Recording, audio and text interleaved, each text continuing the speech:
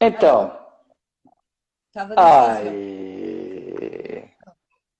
Estás gente, bom? olha como ela está linda hoje. Pô, se eu soubesse disso, eu tinha me arrumado É, melhor. é por causa das papoilas. São papoilas. Ah, entendi. Estás Não bem? tens mesmo. Tô bem. Agora melhor vendo você. Há muito tempo que a gente não se vê, não é? É verdade. Tipo, Não 3 meses? Pá. A última É? vez, isso mesmo. Uns três Não, meses. ainda chegamos, não chegamos.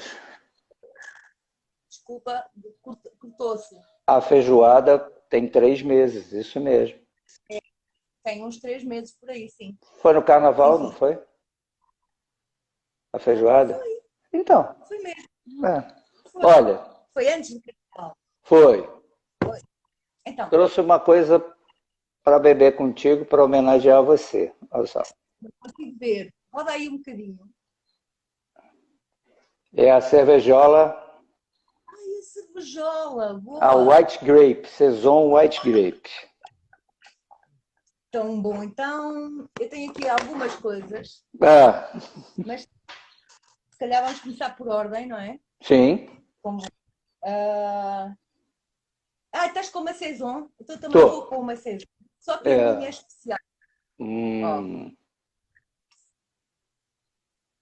se consegue ver, pois não? consigo. Então, é Raspberry and Lemon.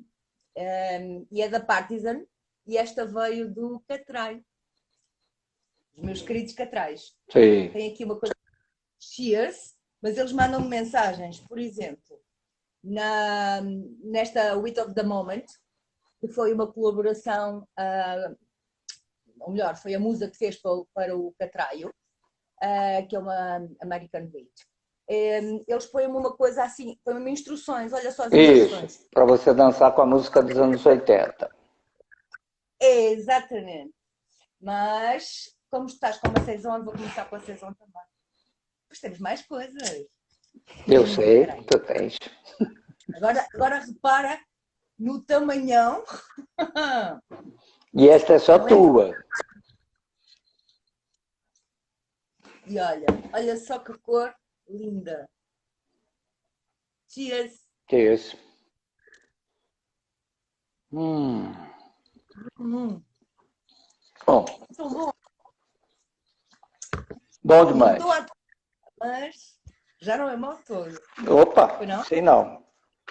É, Hum. vocês saberem, hoje a Margarida me ligou para saber o que, é que a gente ia falar, né? Aí eu falei para ela que a gente tinha um monte de surpresa. Ah, E aí eu pedi aqui para 5 se transformarem em 6 pessoas te fazerem ah. perguntas. Oi. Oi, então. Oi. Bonito serviço. Isto tem público abaixo de 18 anos? Está controlado ou não? Não, tem público, está controlado. Pode falar para si, não tem o menor problema. Não, É não, porque quem me conhece entende-me sempre, porque eu uso isso. linguagem. Assim, toda a Então, gente entende todos, muito claro. todos sabem e todos vão saber que está permitido, Tá? está permitido. Toma. E outra coisa, hoje, aproveitando você, estamos fazendo um teste e estamos ao vivo também no canal do Portugal Craft Beers, no Facebook e no YouTube, nas 3 mídias. Olha que chique. Chique. Usei, Chiquérrimo. te usei para inaugurar isso. Então não podem ser muitos palavrões, pois não? Não, pode ser todos do mundo. E não pensa só que isso aqui vai ser só 1 hora. Pode ter certeza que. Eu sou cozinheira, eu consigo inventar palavrões, está bem?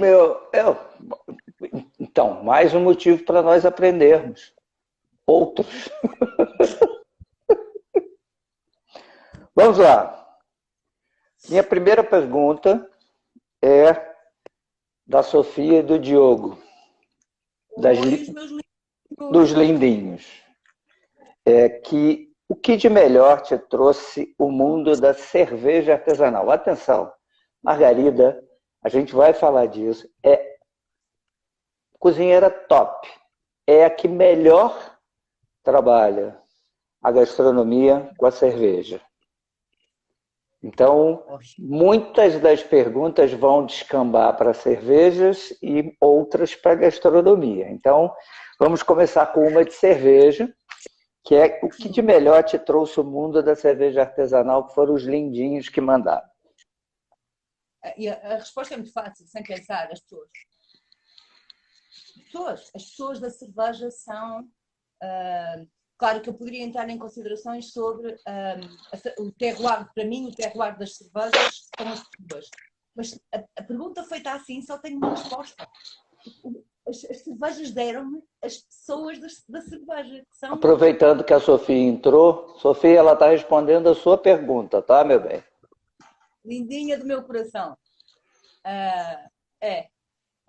E a resposta só pode ser essa, Alexandre. Porque depois, pá, mais cerveja, menos cerveja, mais técnica, menos técnica, mais preferência, menos preferência. Podes fazê-lo aqui ou podes fazer noutro país qualquer do mundo e pronto, ok. E é cerveja. E há coisas magníficas em todos os lados. Mas eu estou a aproveitar para pensar, ok, já percebeste, não foi? Mas não, a resposta não tem outra resposta. A pergunta é muito direta e a resposta também é muito direta. O melhor que esta cerveja me trouxe, que este mundo da cerveja me trouxe, foram mesmo as pessoas da cerveja.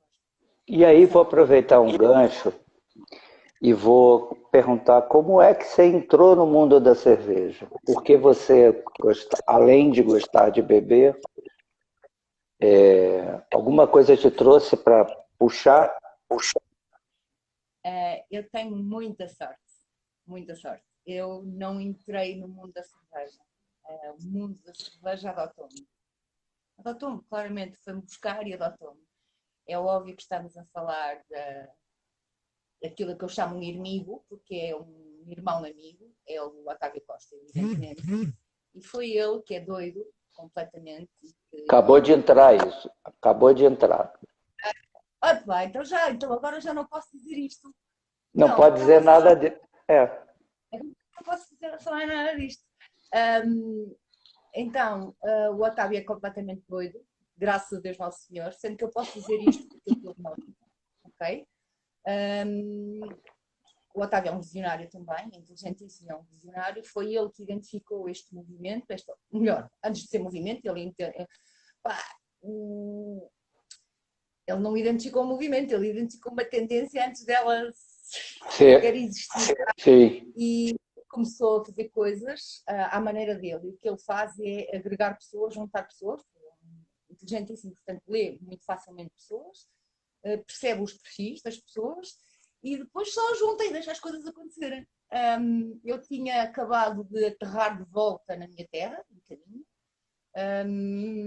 e inaugurei um hotel lá, uma coisa assim, e de repente surgiu, por intermédio dele também, por conhecimento dele também, um outro sítio que eu fui inaugurar em Carriço. Estava isto tudo a acontecer, aconteceu o primeiro Art Beer Fest, aconteceu os primeiros show cookings e o Otávio chamou-me, atirou-me para os leões, entregou, que é o que ele faz, lê, entrega, confia, e depois nota-se um prazer imenso em ver as coisas acontecerem, em ver as pessoas relacionar-se e terem uma atitude sinérgica e de facto produzirem e acontecerem coisas maravilhosas, e isso nota-se e dá um prazer imenso, tanto porque ele é mesmo muito grande, não precisa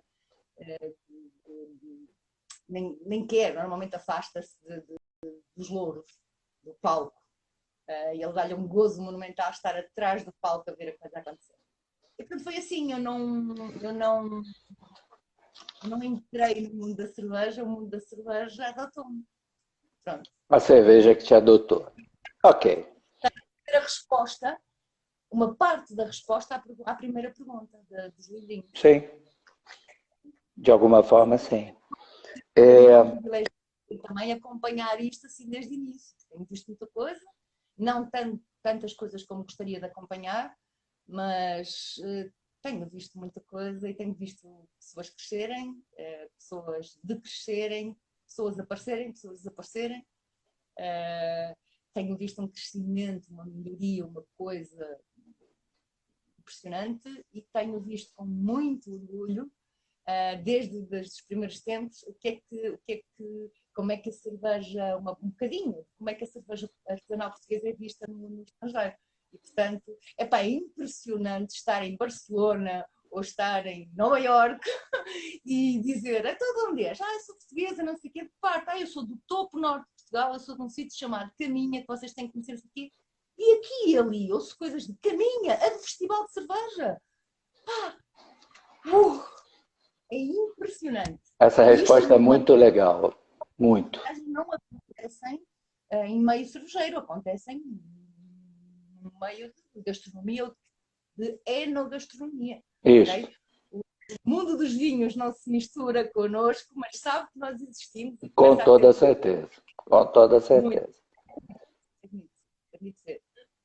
Bem em cima dessa relação que você fala das pessoas, né? Tem uma pergunta do Davi, ou do David, do Catraio, para você.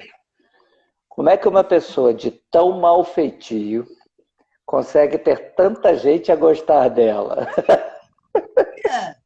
Isso é verdade.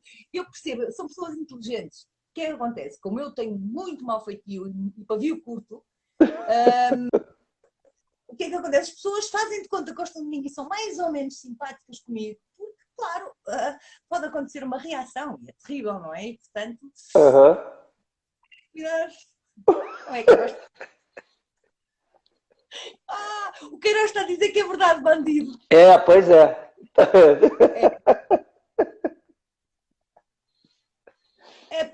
Otávio, uma pessoa fica assim um bocadinho...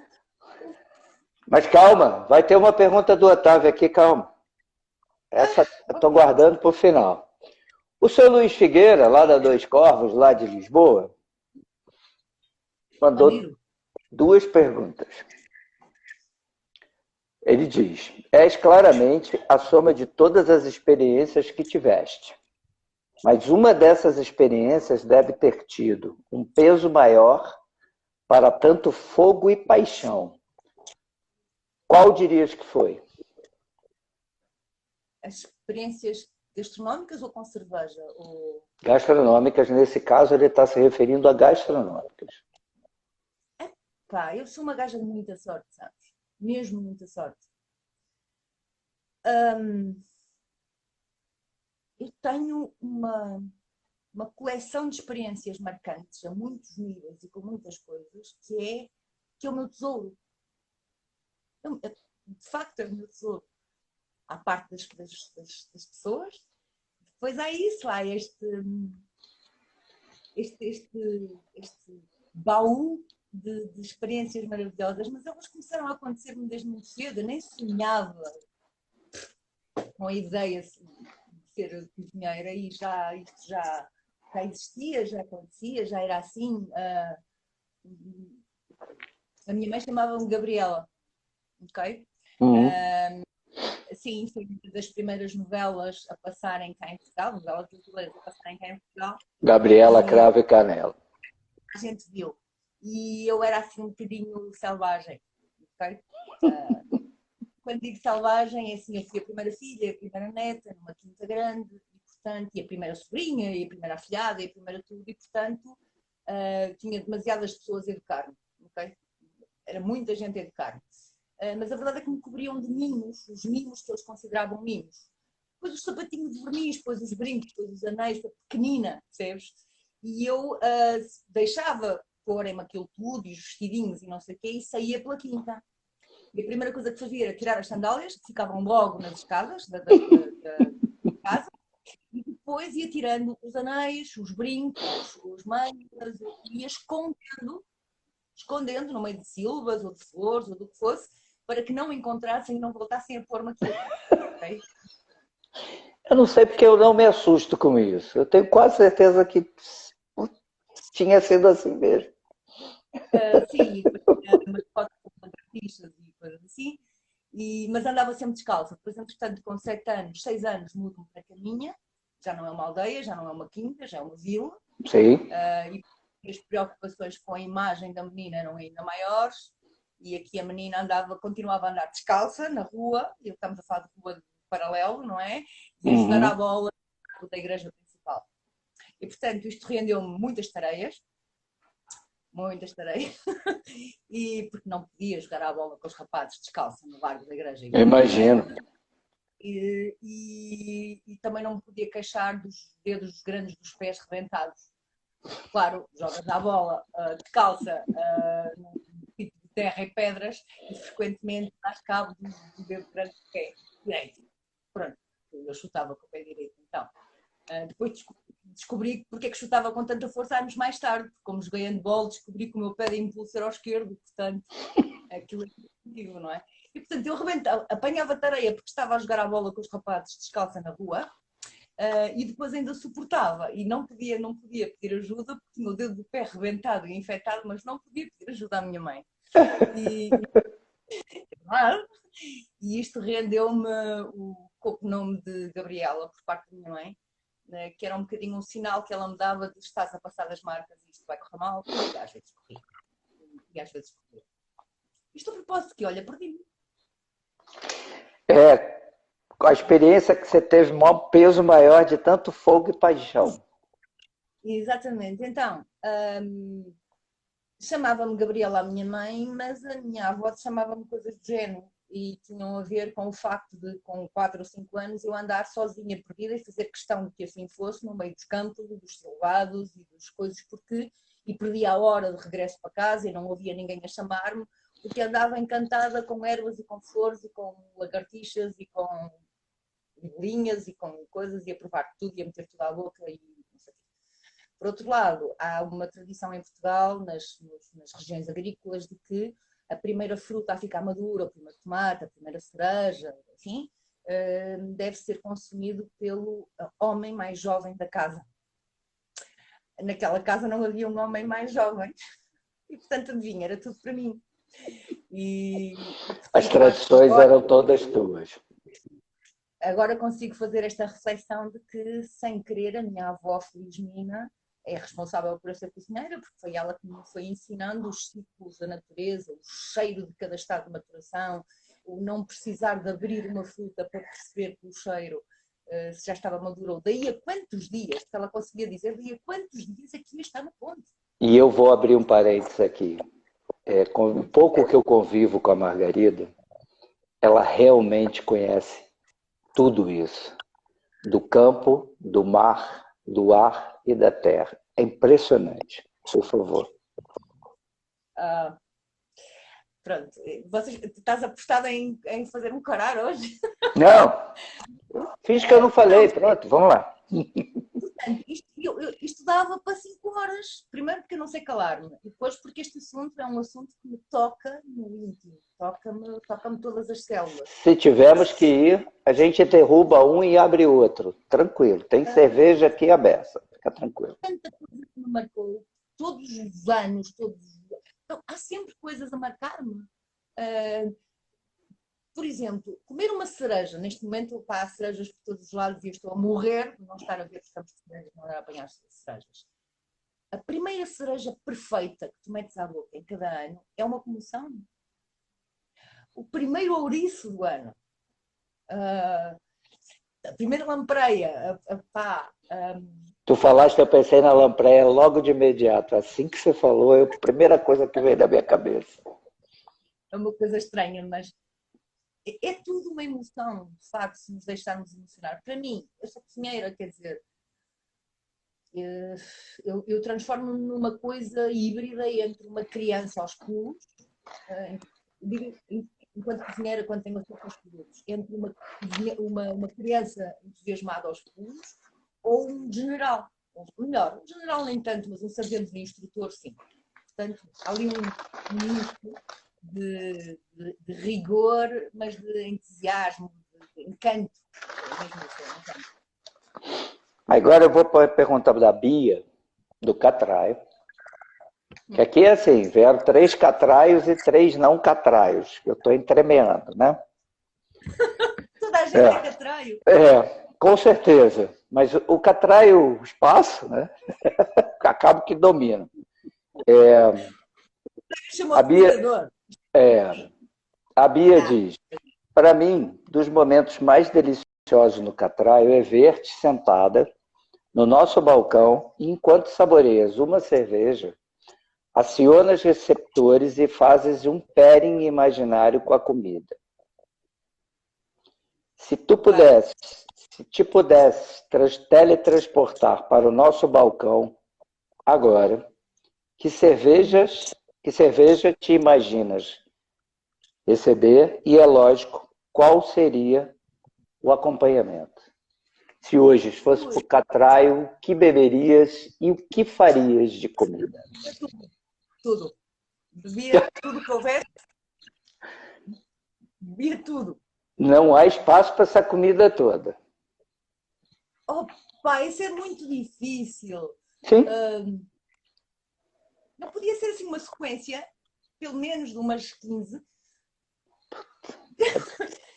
Já ia ser mais fácil. Eles não têm essas torneiras todas, mas nada que não se abrisse garrafas.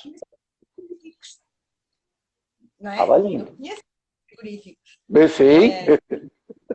Neste momento, evidentemente, por todos os motivos, eu iria só para cervejas portuguesas. Embora haja algumas que não são portuguesas que me encantam, evidentemente.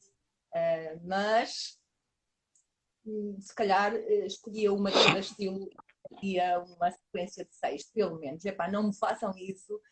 Eu não consigo escolher só uma cerveja, muito Então, menos, né?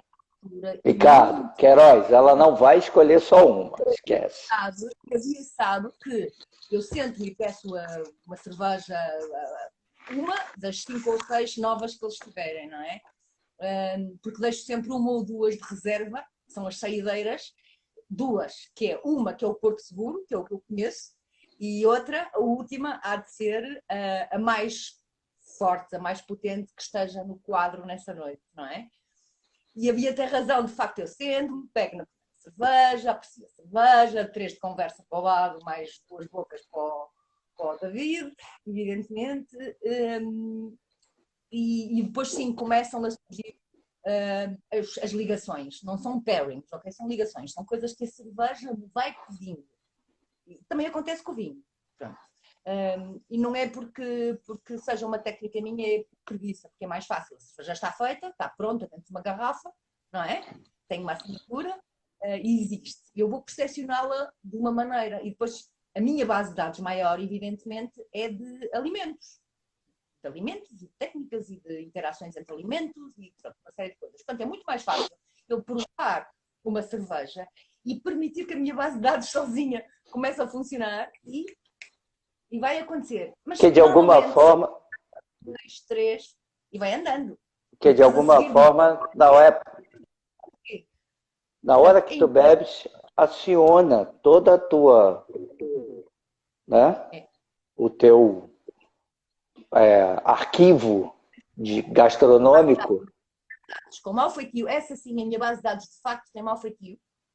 Porque funciona sozinho, não quer saber de mim para nada, forma-se e depois de repente eu acho que pensei coisas, mas não pensei nada. Foi pum, pum, pum, isto liga-se tudo. Automático, exatamente.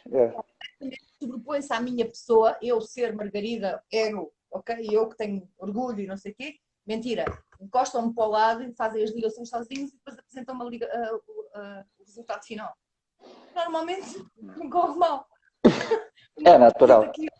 Mas não conseguia neste momento, era impossível. Impossível. Olha, então vamos... olhar, apetece-me, agora se me perguntas assim, de repente apetece-te, não digas marcas, não digas nada, não interessa o cervejeiro, não sei o quê. Olha, apetecia-me uma gousse com coelho. Uma gousse com? Coelho. Coelho grelhado. Olha, ainda te digo mais. Coelho grelhado com um bocadinho lá no final de folhas de zimbro frescas, para dar um último fuminho, ok? Não sei se já há pêssegos, mas podiam ser cerejas, ok? Coelho grelhado, cerejas e uma gousse.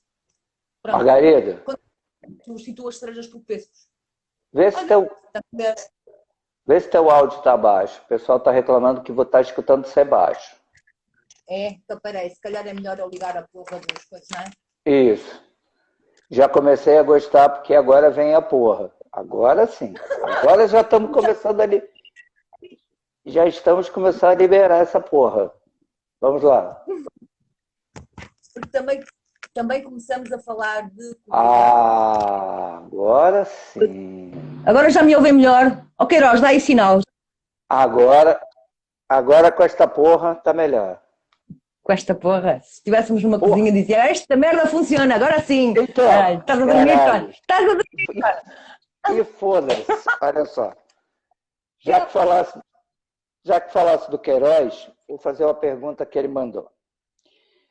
Se você se vê num futuro a médio prazo, médio longo, a trabalhar em um restaurante que a filosofia é o pairing entre a cerveja e a comida.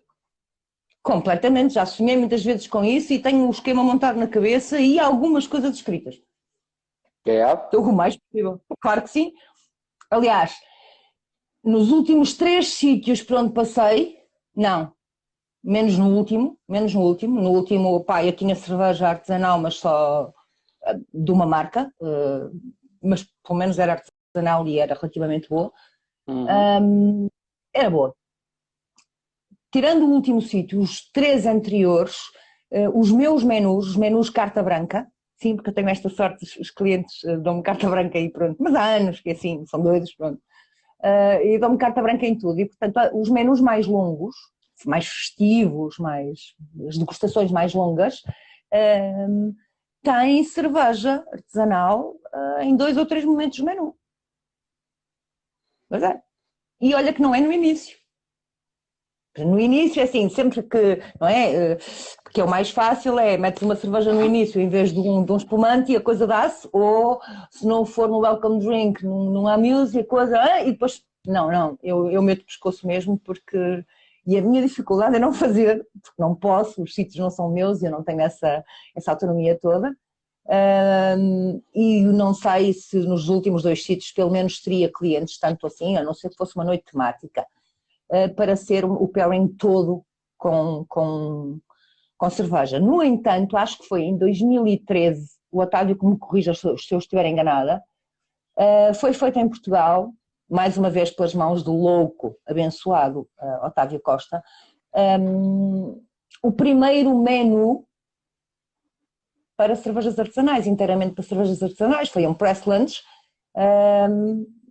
em Carreço, precisamente,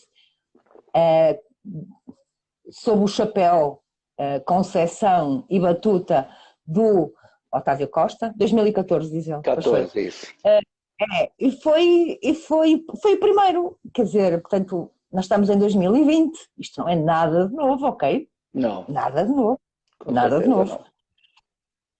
E, portanto, essa é também uma espécie de bandeira que eu tenho, que chamei a mim como a responsabilidade que posso ter. Eu sou ridiculamente pequena neste mundinho, não é? Mas uma gota de cada vez enche-se um copo e, portanto, uma pessoa de cada vez muda-se o mundo, não é? Muda-se o mundo uma pessoa de cada vez. E, portanto, de tanto insistir com as cervejas e apresentar cervejas e vai-se mudando uma pessoa de cada vez e essa é uma espécie de missão que quem me conhece no mundo da cerveja sabe que eu levo muito a sério e sou bastante incisiva. No mundo da restauração e da hotelaria eu tenho que ser sutil, mas não deixo de o fazer.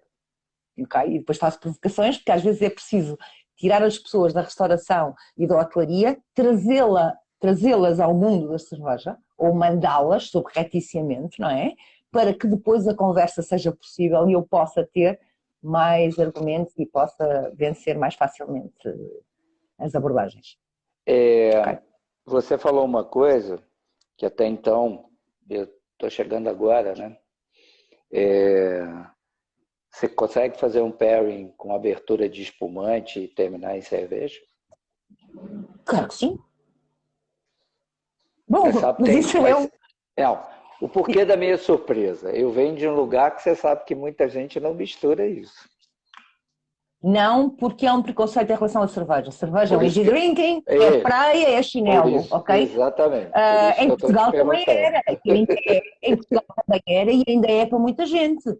Mas depois começamos a apresentar-nos coisas e o próprio, a própria, o próprio cuidado com a apresentação que fazemos da cerveja, o cuidado com a escolha criteriosa das temperaturas de serviço, que não são sempre as indicadas, porque na restauração eu tenho que fazer um serviço de cervejas gastronómico, isto é, eu sei, eu é que sei qual é a ordem e o momento em que aquilo vai ser servido, de que temperatura e de que sabor, de tipo de sabores viemos.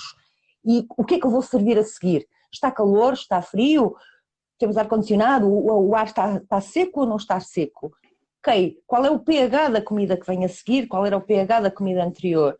E, portanto, é preciso ter este cuidado. A temperatura de serviço não é sempre a temperatura de serviço recomendada, porque ela está acompanhada de comida e há uma sequência. E gosto de fazer isto em copos de vinho, como este. Ok? Já me podem excomungar, senhores da cerveja e via sommelier, excomunguem-me, faz favor, que eu estou habituada, porque na restauração também me excomungam, ok? Que eu lido com sommeliers, portanto, coisa dá-se. Não tenho mesmo medo nenhum, mas eu gosto de o fazer assim, por dois motivos. Primeiro porque este tipo de copos, para mim, a mim, permite-me apreciar aquilo que me interessa apreciar na cerveja e fazer uma apreciação sensorial mais interessante quando estou sentada a degustar. Depois porque tem muito a ver com essa percepção de a cerveja é para praia, chinelo e esplanada, e não é. E se eu puser isto num copo de vinho, ok, vamos com respeito. Quando finalizo isto num balão de aguardente velha, com uma Imperial Stout daquelas do caraças, ou com uma pan pot, ou aquelas coisas maravilhosas, não é? Normalmente as pessoas vão para casa a pensar 52 vezes que se calhar não sabiam o que era cerveja. E portanto é um bocadinho a tal missão que eu chamo a mim o que posso, faço o que posso, faço muito menos com certeza do que gostaria de fazer, mas ok, é isto. Okay. Portanto, respondo a pergunta que eu perdi-me, desculpa. Não. Se eu consigo começar um menu. Acho que você respondeu. Se você, a médio e longo prazo, tem a ideia de trabalhar num restaurante que tem esse pairing. Já respondeu, mais do que respondido. Evoluído, inclusive. Ok. Porque há duas pessoas em Portugal, se calhar, com quem eu faria uma carta de cervejas para um restaurante ao pairing, sendo que o Figueiras evidentemente é um deles, embora o Figueiras seja feio e eu não gosto dele, evidentemente a gente sabe que eu não gosto dele, não é? Mas depois há mais um sommelier que ainda é jovem, mas tem a formação clássica de sommelier de vinhos num restaurante, que eu tenho a certeza que é inteligentíssimo, que se vai aproximando da cerveja também, com quem eu gostaria muito de trabalhar também. E depois há uma outra pessoa que é uma mulher. Mas tirando estas três pessoas, com quem seria um privilégio fazer isto, não era garantidamente o chefe de sala ou o sommelier do restaurante que ia fazer isso, garanto-te, ok? Não, ainda não, e é pena. Esta é outra lutazinha que eu tenho, que é meter esta bandeira na formação de base da formação em restauração e bebidas, de todos os níveis, da formação dos sommeliers, ok? Dos gestores de restaurante, mas, isso é o pior, não é o pior, é o mais incisivo, é o mais revolucionário, mas as revoluções, as melhores são silenciosas, na formação de cozinha. Um cozinheiro tem que... é mais um ingrediente com que temos que lidar, ok? Eu não acredito em casamento, eu acredito em fazer um prato e depois vai-me buscar uma bebida para isto, seja vinho, cerveja, whisky, kombuchas, o que seja. Eu não acredito nisso. É claro que um bom técnico faz isso, não é? E a coisa funciona, mas se pudermos construir um prato para a bebida, tendo em conta o resto do menu, aí sim temos sucesso garantido, não é? Porque essa é a grande diferença entre fazer um pairing, Fazer um pairing é estabelecer pontos entre duas coisas que à partida estavam separadas, não é? Uhum. Outra coisa é criar momentos biotrifásicos, que é aquilo que eu gosto de fazer, que é, ok, biotrifásicos porque são monomomentos ou porque têm em conta o momento anterior e o momento seguinte se eles existirem. E que é o prato, que é aquilo em que podemos intervir, é criado para o que temos no copo, neste caso para a cerveja, dado o contexto e o momento e a ordem em que vai ser servido. E, portanto, aqui nós estabelecemos as pontes que quisermos, como quisermos, preparatórios do que quisermos. Ok? E depois, às vezes, há coisas tão simples como é mais uma escama de sal, diretamente na língua do cliente, ou menos uma escama de sal, mais uma gota de um ácido ou não, em função do que quisermos. Não é? Na realidade, a gente não está falando só de pairing, a gente está falando de elevar isso a um nível sensorial extremo, com a união de duas coisas. A bebida e a gastronomia. É isso. Sim. Bipartidos. Isso. E aí agora vem uma curiosidade. Com que idade você entrou para tocar a sua primeira cozinha? Já que tu já está lá, com 6, 8 anos você já provava de tudo, ou a avó direcionou você? Que idade você começou a tocar a cozinha? Não precisa ser profissionalmente. Ok. Sem ser profissionalmente, é assim, eu comecei a trabalhar num restaurante com 13 anos. Uhum. Com 13 anos. E, portanto, o Rui Paulo a meter-se comigo. Pois é. Vou ler o que descrever. Eu comecei a trabalhar com 13 anos e foi uma coisa de rebeldia também, e arranjou muitos problemas em casa também, porque, como podes imaginar, não era suposto eu trabalhar fora de casa e muito menos num restaurante no verão, não é? Pois, cheio de estrangeiros e imagina, não é uma coisa. Então, o primeiro ano fiz sala, foi muito interessante. No segundo ano quis experimentar a cozinha, foi interessante. Duro, ai meu Deus do céu, cozinheiro mais maluco que possas imaginar. Olha, era uma daquelas experiências para, ainda que eu tivesse pensado em ser cozinheira, desistir logo ali imediatamente, mas eu nunca pensei em ser cozinheira. Portanto, no terceiro ano voltei para a sala e no quarto ano definitivamente rendi-me à cozinha e assim fiz. Quem é este? Eu quero comer flores Margarida. Quem é que está a dizer isso? Digital esse, não sei quem é. Não sei quem é. Quero comer flores. Viva a Margarida. Okay. Não sei quem é, mas olha, aqui. E então, fiz isto, trabalhei no verão em restaurantes até aos 20, para aí aos 20. E depois deixei-me disso. É o Rui Bento, o Digital isso. Ai, é o Rui Bento, querido! Bando feio, Deus me livre. Eu gosto dele. E então, depois, dos 24 para os 25 anos, eu vivi um ano pela Ásia, não tinha nada a ver com comida, mas como podes imaginar, conhecendo-me agora assim um bocadinho, a minha vida girava em função de comida e bebida, não é? Experimentei tudo o que pude experimentar, houve coisas que na altura me recusei a comer e que me recusaria hoje também. Uhum. Com crueldade e, portanto, gratuita, ainda por cima com sentido de luxo e, portanto, não fiz. E então, quando voltei, trabalhei mais uns anos na minha área, eu na altura, repara, a tudo isto eu achava que queria ser economista, ok? Achava que queria ser economista. Jura? E então, pois, só que não. Foi longo, foi demasiado longo o caminho até eu decidir que, ok, se não posso mudar o mundo, vou-lhe dar de comer. Então, foi só com dos 29 para os 30 anos que houve um dia que eu disse, pá, não consigo continuar a fazer isto, e sentei-me, claramente com uma folha em branco à frente, dividida a meio, não é? O que é que queres fazer? E portanto, antes mesmo de começar a escrever, foi o ok, o que é que te dá prazer? E responder a mim própria, tipo, esquizofrenia completa. Epá, dá-me prazer cozinhar e comer e servir. Diz, para bem, como é que se ganha a vida a fazer isso? Quer dizer, como é que se faz isto? Ok, sim, cozinhar, não, há formação, vais. Ok, quanto é que ganha um cozinheiro? Vês? Pá, o cozinheiro não pagava na altura o colégio do meu filho, porque eu já tinha um filho. Não pagava nem o colégio. Ok, quanto dinheiro tens? Durante quanto tempo aguentas? Mas a verdade é que pronto. E foi projetando. Eu fui projetando. No dia seguinte fui para a rua procurar trabalho como ajudante de cozinha. Caraças! Pronto. Mas também fui procurar formação, ok? Porque era o começo, mas que não é? Uhum. Para começar, portanto, tinha que ser rapidamente chegar a quarta a fundo. Okay? E depois, quando tivesse dinheiro, comprar redutoras. Tem que ser, não é? Pronto. E tudo isto foi andando, não havia.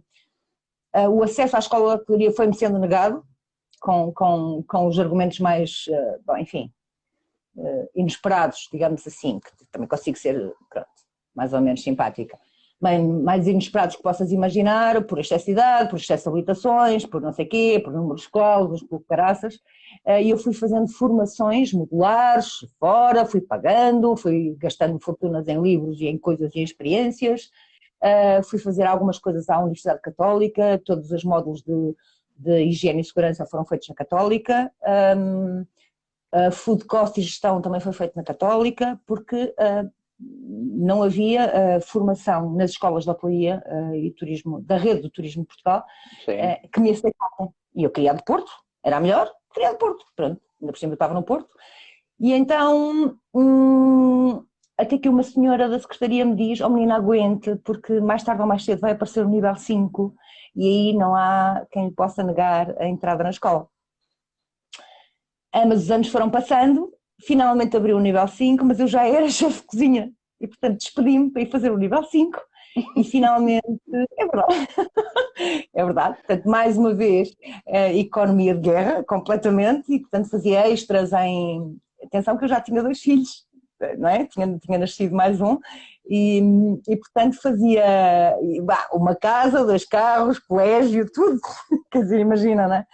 E então o que fiz foi fazia extras em hotéis na cidade para pagar as propinas e aguentar sim, porque eu tinha que pagar propinas, ok? Não podia pedir isenção, nem com certeza. as coisas todas que os mais novos têm, não é? Então, sim, fiz isto, terminei o curso, pude também fazer outra coisa que eu gostava muito, que sempre, ou melhor, gostava muito, que sonhei muitas vezes, e que foi fazer estágio com o Pepe Soia, em Pontevedra, na Casa Soia, porque para mim ele era um dos mestres da cozinha atlântica. E eu tinha muito claro que era esse tipo de cozinha que eu queria fazer, porque são as minhas raízes. De meio de Portugal para cima, pelo menos, não se faz cozinha mediterrânica, faz cozinha atlântica, não é? Uhum. Na costa, pelo menos. E era isso que eu queria fazer, e portanto fui fazer estágio com o Pepe Soia. Tive muita pena, depois fiquei a pensar, enquanto estava lá, estava quase a terminar o estágio, se conseguia continuar lá, não é? Nem que arranjasse um trabalho para continuar, para prolongar o estágio, de tal maneira bom foi, mas não fiquei. E, portanto, depois quando voltei, a vida arrancou de uma maneira impressionante e, portanto, as experiências têm vindo a acontecer assim, vivinhas, nem sempre doces, não é? Nem sempre doces, mas sempre muito produtivas no que toca a crescimento pessoal e profissional, ok? Provavelmente as mais dolorosas foram as que me ensinaram mais e que me trouxeram muito mais como pessoa e como cozinheira. E acho que a todos, né? O pouco que te conheço, eu vejo que você aprende mesmo. Você vive intensamente essas coisas e traz todos os sentidos, bons e maus, digere isso e usa da melhor forma possível todos eles que... Mais uma vez, isso lá está, isso é uma sinergia porreira, porque o que eu sou como pessoa influencia aquilo que eu sou, e é determinante no que eu sou como cozinheira, mas a cozinha ensinou-me a ser dessa maneira também, que é...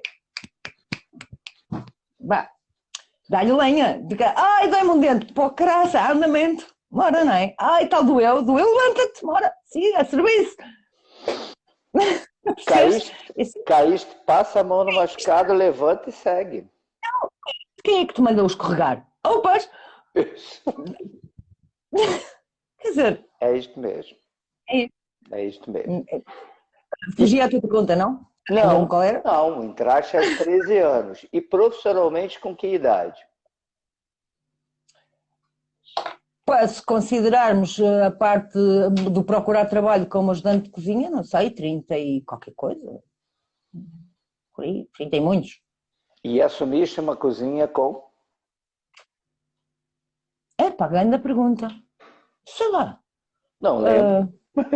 Sabes que eu olho muito pouco para trás, nesse sentido. Olho muito para trás, sensorialmente, emocionalmente, olho muito para trás, isto é, naquilo que alimenta a minha cozinha.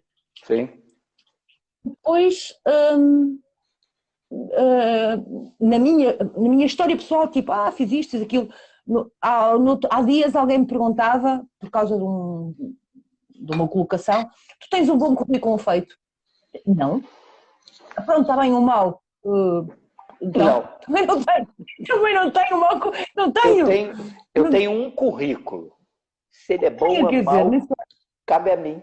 Ponto.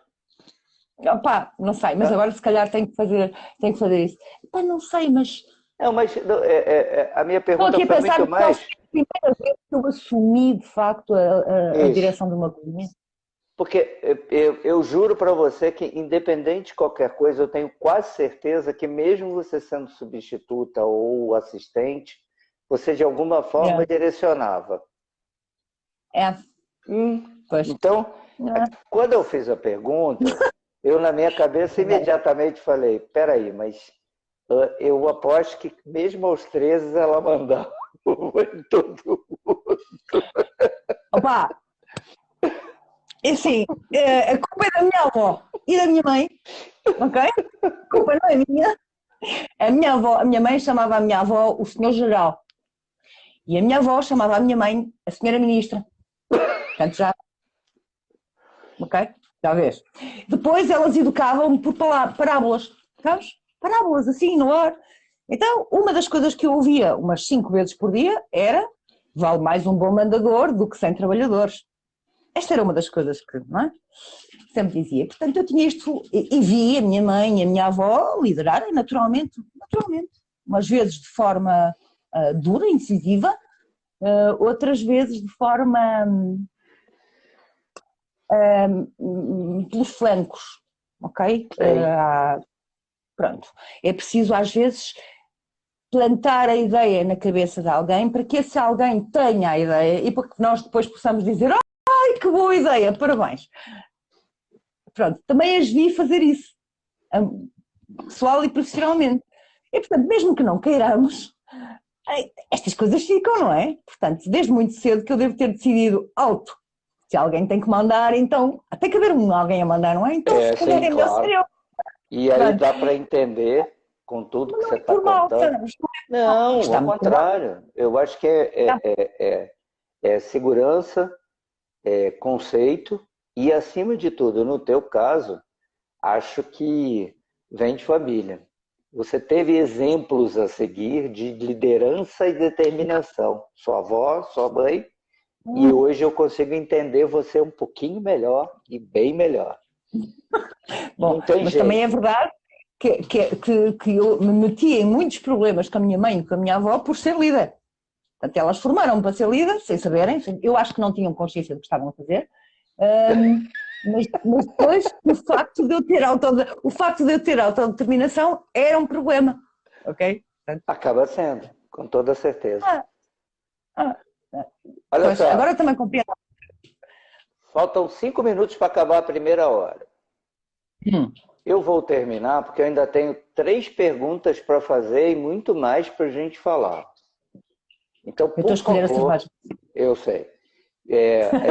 Eu vou terminar aqui, vou chamar a Margarida de novo, porque nós temos pelo menos 2 perguntas aqui muito polêmicas que eu vou gostar de escutar a Margarida. Ui? E do seu Luiz Ah. Figueira, que eu ainda não sei se está vivo por aí, se já não está de porra e tudo mais. Então vou com a segunda. Assusta-me com essa história das perguntas. Não, calma, tranquilo. E eu sei que essa vai bombar. Opa, Glória, muito Na boa. oitava colina. Glória, Glória, pronto. Tarará, parararara. O pé do David não disse para ver estas porras Aos anos 80, por isto. Por Essa isto. música dos anos 80. É. Glória é. Acho que é. Não faço ideia. Ah, Eu não ouvi esse tipo de coisas, ok? eu agora ouvi já vim para isto. Eu não, porque eu tenho ali uma Pasty Stout. Eu hoje Pois tem. fui gravar umas coisas lá com o Diogo, e aí ele me deu esta Ofélia. Eu lembro-me disso. Envelhecida em barris de uísque irlandês. Você não sabe o que isso é bom. Quero agradecer. Eu sei. Então, quero agradecer ao Diogo pelo presente Lindinho. ou a prenda que me deu. Não, mas é mesmo muito bom. É. Mesmo.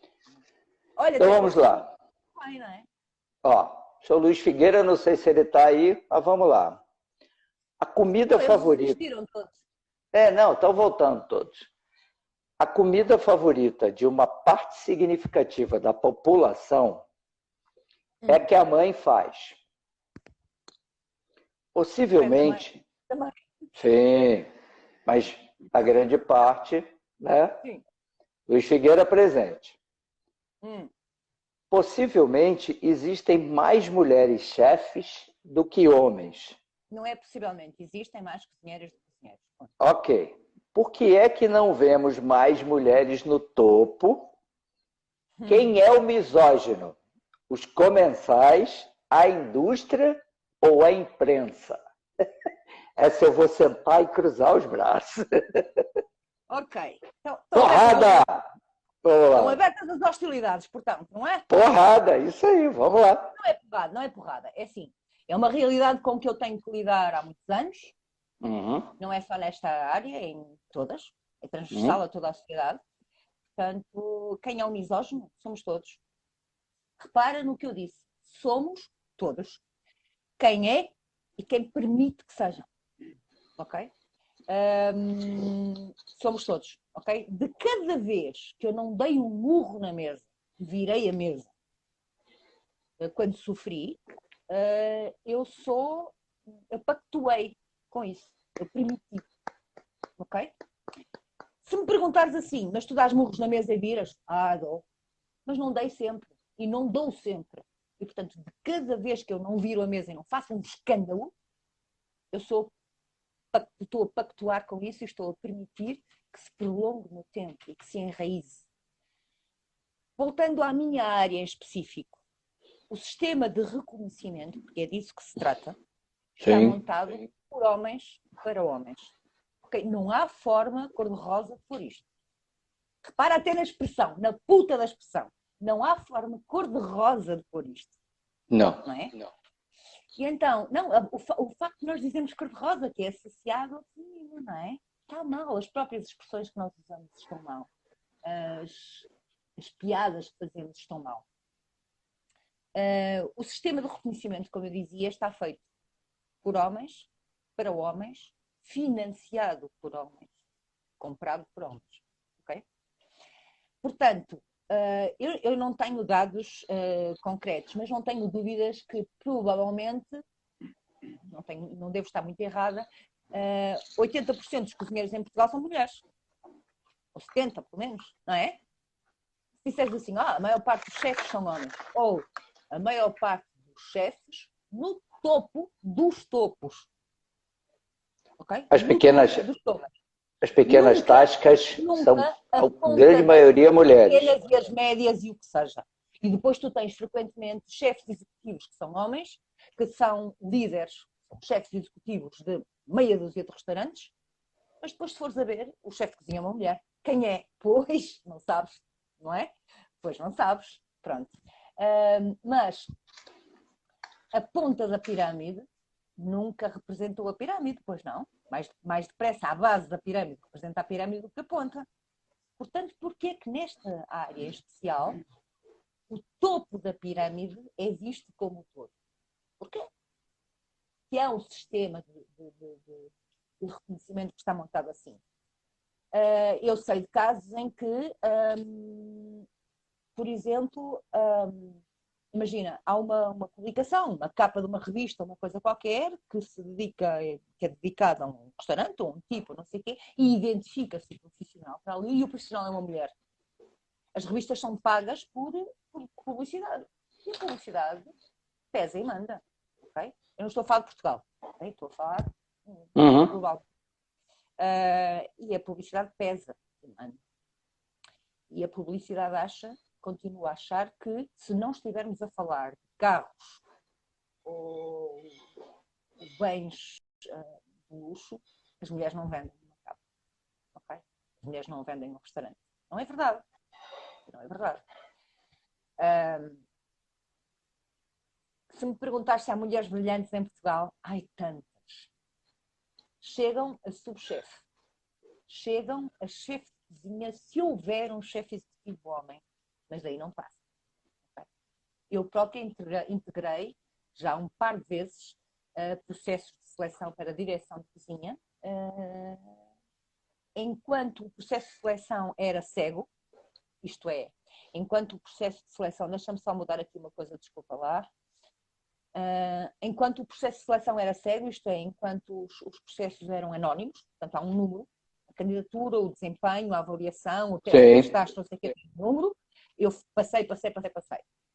E depois cheguei à reunião de board, de direção. Ah, tu és mulher. Não, eu tive agora há 2 anos atrás, 3 anos atrás, um board, um conselho, em que eram 2 homens e uma mulher, pior ainda, 2 homens e uma mulher, e em que de repente alguém me perguntou, então, e o seu marido?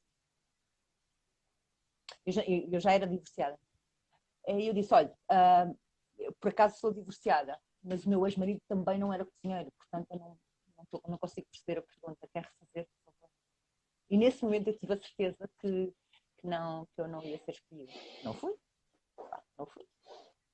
Isto acontece todos os dias a muitas mulheres. Okay? O Figueira... Depois há a responsabilidade nossa, que é, por exemplo, há concursos fantásticos em Portugal, há uma coisa que já tem 30 anos e que para mim é o concurso de referência, que é o grande concurso, e que é o chefe cozinheiro do ano, isto está a ser soltado, não é? E nós não vamos.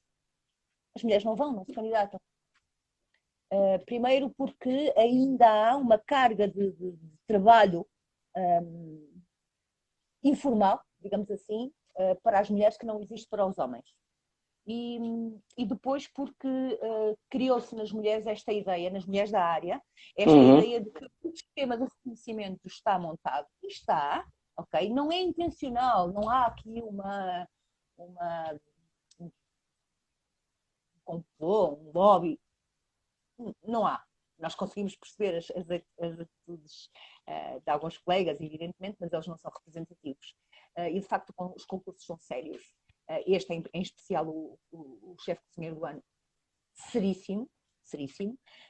No entanto, está enraizado nas mulheres da área esta ideia de que não vale a pena porque o sistema de reconhecimento está montado de forma a que não te vai acontecer, não é? Portanto, e depois tens que lidar com a pressão do chefe, e às vezes dos subordinados também, e do marido, da amiga, da não sei o que, e as mulheres não vão ao concurso. Não indo ao concurso não se expõem, e não se expondo não podem ganhar ou não se podem aproximar, e portanto estão a perpetuar esta coisa das mulheres não aparecerem e quase não existirem no mercado. Mas elas estão maravilhosas. E aí o Figueira pergunta em cima disso agora, o que podemos fazer para mudar essa situação? Falando em pessoas como eu, que estão na base da cadeia alimentar, sem grande poder de comunicação e sem uma barba digna de revista.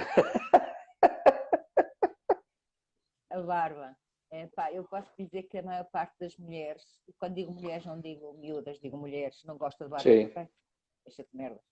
Ah, Jura, Margarida? Vou tirar a minha amanhã, cara. Faz isso não. é verdade, nós gostamos de caras limpas. Ah, então vou ficar com a cara de bunda. A verdade é esta. Quando o homem é inteligente, a última coisa que reparamos é no físico, não reparamos no aspecto físico, ok? Tem que ser inteligente. Sendo inteligente, tem bom humor e presta-nos atenção. Sendo inteligente, vai ser bom na cama também. Ou, melhor assim. É verdade, é verdade. Sim. É tudo muito claro. E, portanto, a última coisa em que reparamos é no aspecto físico. Reparamos nos olhos, reparamos na voz, no tom de voz, reparamos em se nos prestam verdadeiramente ou não atenção, ok? Se o que nós dizemos os atravessa e nem não ficou nenhuma palavra, é pá, olha, pode ser o gajo mais giro do mundo, mas já foste. Não vai acontecer, não é? O Armênio está dizendo que você está muito bem, que já não te vi há alguns anos. Armênio. O Armênio está aí, bandido, tá aí. pai, eu ando contigo há dias. Esta parte. A última vez que o vi, felizmente, ele estava à parte atrás, um sorriso maravilhoso, eu não o via sorrir há muito tempo, e, portanto, foi a última imagem que tenho do Arménio, é o Arménio a sorrir, e, portanto, fico satisfeita. Arménio, tenho saudades tuas. Então, o que fazer para mudar a situação? Okay? O que fazer para mudar a situação das mulheres? Ok, respondendo ao Figueiras, o Figueiras estava a dizer que ele não pode nada, pode tudo, todos os dias. Cada pessoa que influenciares é uma pessoa a mudar o mundo. Cada vez que vires alguém a gozar ou mandar uma boca ou uma brincadeira sobre as mulheres, retira-te, pelo menos, ou então corrige. Isto. Podes fazer tanta coisa. Muito bom. De cada vez que encontrares uma menina, não lhe digas, olá princesa, que bonita estás. Diz-lhe, olá, tal, parece-me forte e determinada. Ok? Ao invés daquela coisa que no Brasil se chama o gostosa. O gostosa. Olha, em sério, é das coisas que mais me tira de sério, ok? Chama-me filha da puta se quiseres, mas não me chames assim, não, tá? Até porque a mim não me comem, sou eu que como. Aliás, quem acha que é o contrário está completamente enganado. Pensa anatomicamente, basta pensar anatomicamente. Sim, mas desde que o mundo é mundo. E eu tenho uma filha, a minha filha, que você conhece, 16 anos, linda, que ela detesta esse tipo de atitude. Porque eu criei essa na cabeça dela. Gostosa é o senhora. Isso. E mais, e o corpo dela, se for interessante, porreiro para ti, mas não tens nada como manifestar, e muito menos que eu considere isso um elogio. Pô, caraças. Temos outras formas de elogiar uma mulher que não essa. Sim, mas é preciso ser inteligente. Não, na hora lá do rally rola aí é outra história. Olha, na hora do rally rola não precisas de falar, tá? Cala-te. Porra nenhuma, também acho. Não compliques. Não compliques. E, acima de tudo, não se faças complicar. idiotas. Olha lá, ó, piada do helicóptero ou do Ourives, o Rui tá falando. Do helicóptero, Rui. O helicóptero é essa história do giro é boa, não é? E o Ourives não sei o quê. Mas o helicóptero... Deve ser uma a joia. do candelabro italiano também é muito boa. Ai, meu Deus. As coisas que Agora... Nós conseguimos responder ao Figueira? Que é importante. Sim. A mensagem acho que sim. Cada vez que assistires a um homem a contar anedotas idiotas sobre mulheres e que as catalogam, pá, pelo menos retira-te e explica porque é que estás a retirar. Porra, vai buscá-la. Eu acho que você tem, de alguma forma, isso tem que ser feita uma educação de homem para homem, se é que podemos dizer isso. Os homens têm que se posicionar para quem não sabe se colocar para uma mulher e tentar mostrar como é que se faz. Ou os poucos que têm, ou que talvez isso tenha crescido, melhorado, evoluído, mas quem sabe tem que se posicionar e deixar disso. Né? Mas, Alexandre, deixa-me dizer-te também que os maiores feministas que eu conheço são homens. São. Sim. Claro, lá está. Voltamos à história das pessoas. São a minha maior fortuna. Eu tenho esta sorte imensa de ter pessoas extraordinárias na minha vida. E, portanto, os maiores feministas que eu conheço são homens. Olha, esta história do feminismo tem que começar, por triste que isto seja, tem que começar porque as pessoas percebam que um feminista, e quando digo porque me estou a referir ao género humano, Sim. feminista não defende, isto ainda tem que ser dito e é uma pena, um feminista não defende a superioridade a nenhum nível das mulheres. A única coisa que se defende é a igualdade. Mais nada. Ok? E quando falamos de igualdade, não falamos de se um homem faz, eu também tenho que poder fazer. Não, eu tenho que poder, se quiser, fazer. Não pode ser negado o acesso pelo simples facto de ser mulher. Olha, de que cor são os teus olhos, Alexandre? Os meus? Que cor são os teus? Castanhos claros. Agora imagina, tu tinhas um sonho muito grande, tinhas apetência e competência para ser uma determinada coisa. E fazias todo o caminho, todo o esforço, todo o sacrifício e todo o investimento para te transformares naquilo. E depois, no fim, alguém te dizia, mas não podes. Que ideia idiota tiveste tu de querer ser isto? Tu tens olhos castanhos claros, não é? Que parvoíce. Estás parado? Estás a fazer-me perder o tempo? Claro que não. Mal guardando, quantos anos tens? 50. Não, mal guardando, quando te perguntam, mas você está velho para isso. Como eu estou velho? Quantidade de vezes que já me disseram isso. Quanto estou velho? É agora que eu guardei a experiência para poder passar tudo para ti. Como estou velho? Vai contratar o quê? Alguém com 20 e poucos anos que não tem a menor experiência, nada na cabeça? É isso mesmo? Peraí, ainda não estou a conseguir que é ler. moderno? Isso é estúpido, mas tem a ver com a educação como pessoas e não como técnicos de gestores que temos. O Luís Figueira, tanta coisa. Gente, eu consigo ler quase tudo, ok? O Luís Figueira é enorme. Tem um texto És enorme. linda na mesma, mas sabes... Não é isso que quero dizer. No dia a dia, a mensagem feminista, não feminista, é passada, mas as orelhas de burro não estão aí. Não estão aí. Ao ritmo da música brasileira. Isso é a diferença entre feminismo e feminismo. Ok, então compete-nos a nós, porque se nós sabemos o que é que está mal, compete-nos a nós. O conhecimento tem obrigações, traz obrigações. Ok? E, portanto, se temos essa consciência, então temos a obrigação, a partir do momento em que ganhamos consciência, ganhamos também a obrigação de intervir, corrigir, educar. Frequentemente, nós não estamos a educar e não estamos a alterar a nossa realidade. Estamos a alterar a geração seguinte. Ou quem está, neste momento, a entrar na idade adulta, que é uma coisa dele. Vamos ver se o Otávio ainda está aí. Acho que não, porque... Não, já foi dormir, o gajo é velho. Ele já botou o pijama, o chinelinho e foi dormir. Foi. Mas a pergunta dele cabe uma introdução. Então. Vamos lá, a introdução. É uma pergunta para o profissional de cozinha que, em Portugal, sabe tanto sobre cerveja que melhor consegue percepcionar a cerveja e casá-la com a gastronomia e produtos alimentares. O que existe e o que ainda não foi posto em prática na cozinha.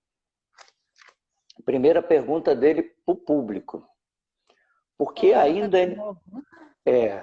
ainda ninguém se abeirou desta profissional e cozinhou uma cerveja a sério, sem marketing de culto de personalidades apenas para vender? Isso ele faz uma pergunta para o público. Por que até hoje ninguém fez isso? E aí eu falei para ele, Otávio, eu vou contar uma história que ela não sabe porque eu não pude estar com ela. O canal fazia 1 ano agora em junho. Em junho? Isso. E eu iria convidar a Margarida para fazer o Portugal Craft Beers ia fazer uma série, uma cerveja especial, apenas para dar de presente para o meio cervejeiro português.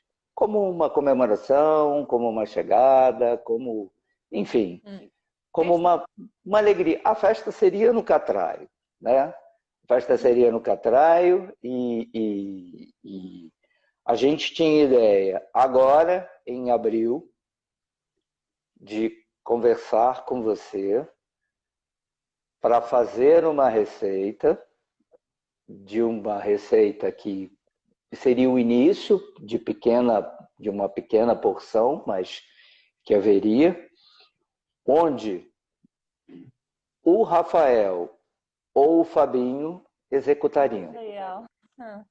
O Fabinho a gente não sabe a gente sabe que não pode hoje, porque está na Sovina, provavelmente não poderia.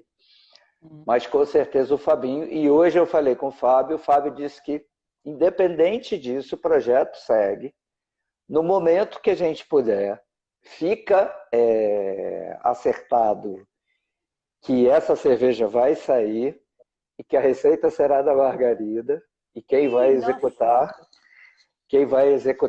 é o Rafael.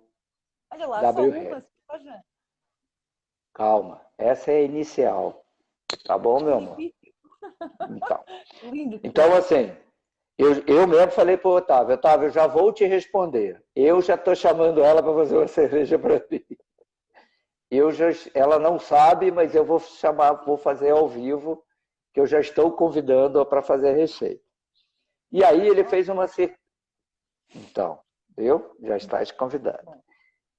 E ele fez uma segunda pergunta, que se tu fosses a uma fábrica cervejeira fazer uma cerveja com um craque mestre cervejeiro, que ingredientes levavas debaixo do braço? Eu faria o contrário. Primeiro eu traria o mestre cervejeiro ao meu mundo. Portanto, eu ia lhe dar a provar o que tivesse em estação, porque é sempre isso, disso que se trata, o que estivesse em estação, ou que fosse previsível que estivesse em estação, quando de facto pudéssemos começar a produzir. Portanto, ele ia para criar uma linguagem comum. Em primeiro lugar, para criar uma linguagem comum. Portanto, para quando eu dissesse assim, opa, isto precisava do tipo de sabor que tem, sei lá, a ficoide, que é a planta do gelo, por exemplo. Ele soubesse do que é que eu estou a falar e pudéssemos seccionar juntos e percebêssemos, ok? De forma a que depois, quando avançássemos para a cerveja, pudéssemos ter isto mesmo, uma linguagem comum. Portanto, e porque também é muita maneira como eu cozinho, e que é óbvio que às vezes acontece eu decidir que quero um prato assim e faço. E pronto, vou à procura e faço e não sei o quê. Mas os melhores, os que mais me emocionam e francamente os que funcionam melhor nos meus clientes e nos últimos dias por acaso tive declarações comoventes de antigos clientes que entretanto se transformaram em amigos, que se lembram de pratos que eu já não me lembrava e que não me tinha passado pela cabeça voltá-los a pôr numa carta. Mas a maior parte destes pratos surgiram porque eu me pus à disposição dos ingredientes. Das hortofrutícolas, das flores, das ervas, do peixe, das halófitas, do que seja, e são elas que falam, isto não é transcendente, isto é sensorial só. São os produtos que falam comigo e me dizem como é que estão e me dizem como é que querem ser tratados e apresentados. E as associações acontecem sozinhas. E, portanto, o que eu faria provavelmente, nunca tinha pensado nisso, mas estaria a pegar no cervejeiro, trazê-lo ao meu mundo, apresentá-lo os sabores, os aromas e as interações e provavelmente primeiro íamos comer muito e beber coisas e depois sim arrancaríamos para o desenvolvimento de uma cerveja. Mas já falaríamos a mesma língua. Ok? Então já sabemos como eu, você e o Rafael temos que fazer. Comer. Não é? Comer. Eu vou achar isso terrível. Porra, você não tem ideia. Olha, Alexandre, quando morrermos, somos defuntos. Por isso que temos que comer e beber muito até lá. Sim, rapidamente, Exatamente. não percas tempo. Ah, não. Eu, então, Não percas eu estou tempo. muito tempo na frente de um monte de gente aí, eu tenho que acelerar. Ok. Da mesma Você me maneira que ah. este contacto com a cerveja. Tchau, Martinha! Este contacto com a cerveja me acrescentou à minha base de dados ingredientes novos. Para mim, o lúpulo passou a ser um ingrediente independentemente de como percepcionamos na cerveja. O lúpulo, a flor, a inflorescência, passou a fazer parte da minha base de dados. E eu tenho decidido olha, provavelmente desde a primeira colheita de lúpulo da letra, que Sim, o no lúpulo tem Harvest. que fazer parte da minha. Ainda por cima é lindo.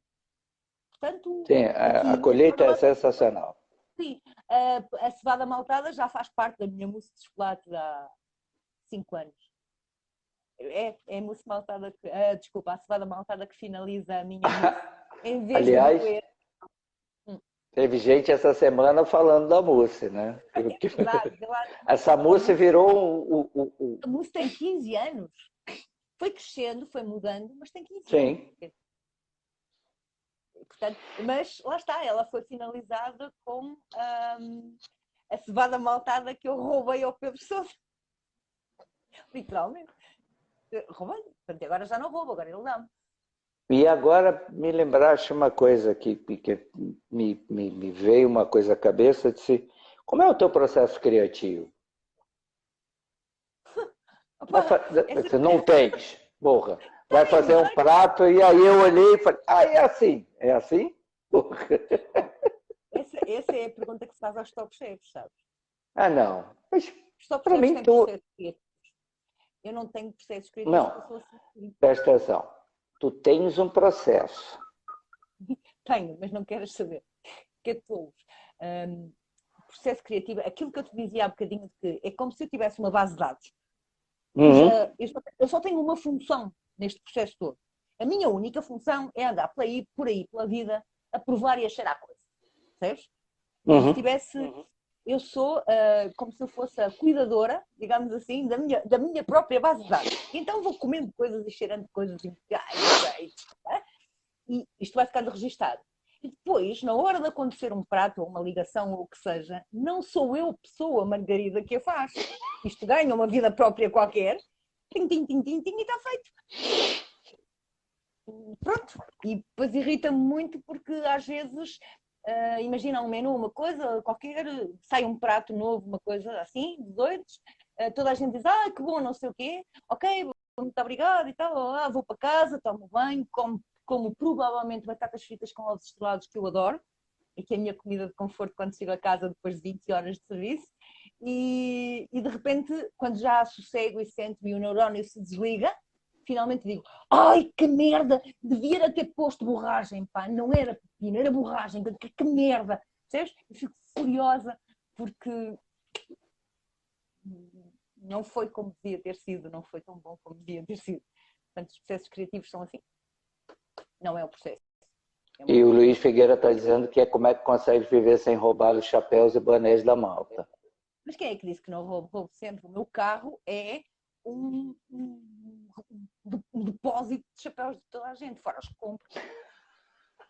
Agora, este ano vai ser complicado falar nisso. Podíamos fazer aqui um evento online de troca de chapéus. Não se faz esta porra toda, não é? Fazemos lives e online e coisas de tudo, verdade?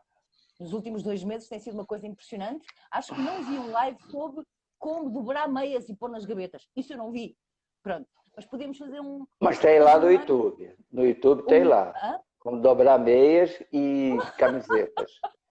E t-shirts. Tem lá. Enrola, dobra, faz assim. Eu não aprendi até hoje, mas foda-se. Também. Pronto, mas se há eventos de tudo e mais alguma coisa, podemos fazer a nossa troca de chapéus. Não está aí o João de Tomar, o Paulo de Tomar, se estivesse ali a certeza absoluta, e que fazemos esta coisa, esta tradição que se fez da troca de chapéus, fazemos um evento falamos nisto, temos que arranjar um patrocínio e tal, que é chato, não é? Vamos trocar chapéus.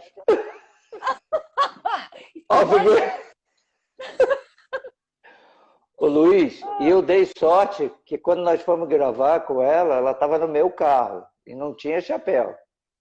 Não, não. Pois não. Também não podia estar de chapéu por causa das filmagens, não é? Isso. Então, uma boina. Até para vocês saberem, existem surpresas para acontecer. Esta senhora está gravando comigo. E ó. É verdade. Linda, maravilhosa. Quero ser avisada antes, porque pronto, vai-me sair o milhões, eu vou fazer uma plástica para nunca mais ninguém me reconhecer. Pois, estamos a fazer coisas. Olha aqui, conta, qual foi a primeira cerveja que bebeste? Lembra? Das artesanais? Isso, que fez assim, graças, que mundo novo é esse? Isso é outra pergunta. Porque... Essa é uma pergunta minha. Qual foi a primeira que você chegou e... Caralho, assim, isso é um mundo novo. Qual foi a primeira cerveja que provaste? A resposta é uma. Ok, não. Artesanal. Qual foi a primeira cerveja artesanal que eu provei e que me mudou, que me comoveu? Atenção, aqui no nosso live não tem patrocínio, então aqui é só artesanal, esquece. Olha, eu não devo nada a ninguém, eu nunca... também não, mas... Porra nenhuma de ninguém. Lembra-te que eu sou mulher, essa merda não acontece, ok? Nem brindes, nem essas coisas que eu não, isso não me acontece. O que me permite dizer o que quiser, a quem eu quiser. Eu também, pô. Por isso que o canal é isento. Pronto, ainda bem, não é? Então, eu provavelmente vou ser injusta, porque aqueles primeiros anos, 2013, 2014, 2014 para aí, 2013, foi a minha iniciação e tudo era novo. E eu não era consumidora de cervejas. Passei a ser, e olha de que maneira, ainda por cima, não é? Ainda por cima eu adoro o novo. E portanto, 2013 e 2014 era tudo novo.